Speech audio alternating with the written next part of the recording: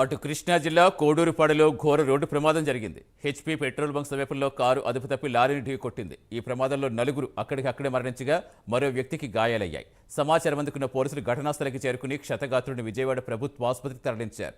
ప్రమాదానికి సంబంధించి పూర్తి వివరాలు సేకరిస్తున్నామని వీరవల్లి ఎస్ఐ చిరంజీవి తెలిపారు.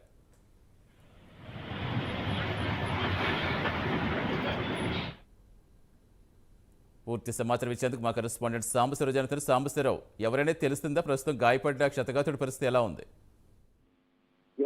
సతీష్, మనం చూసినట్లయితే ఏదైతే కృష్ణా జిల్లా బాపులపాడు మండలం కోడూరుపాడు వద్ద నేషనల్ హైవే పక్కన పెట్రోల్ బంక్ సమీపంలో ఘోర రోడ్డు ప్రమాదం అయితే చోటు చేసుకున్నటువంటి పరిస్థితి. కారు అదుపు తప్పి లారీని ఢీకొట్టడంతో ఈ ప్రమాదం అయితే జరిగినటువంటి పరిస్థితి. నలుగురు అయితే అక్కడికక్కడే దుర్మరణం పాలవడంతో మరో వ్యక్తి మాత్రం తీవ్ర గాయాలవడంతో ఈ సమాచారం అందుకున్న వీరవల్లి ఎస్ఐ చిరంజీవి ఉన్నారు.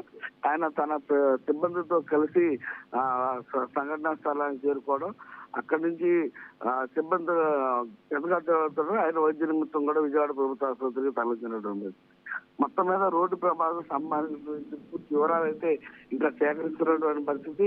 రహదారి ట్రాఫిక్ కి ఇబ్బంది లేకుండా రోడ్డు ప్రమాదంలో నుంచి కారు మాత్రం పక్క తీసి పెట్రోల్ సిబ్బంది అయితే ఆ ట్రాఫిక్ అయితే క్లియర్ చేసినటువంటి పరిస్థితి.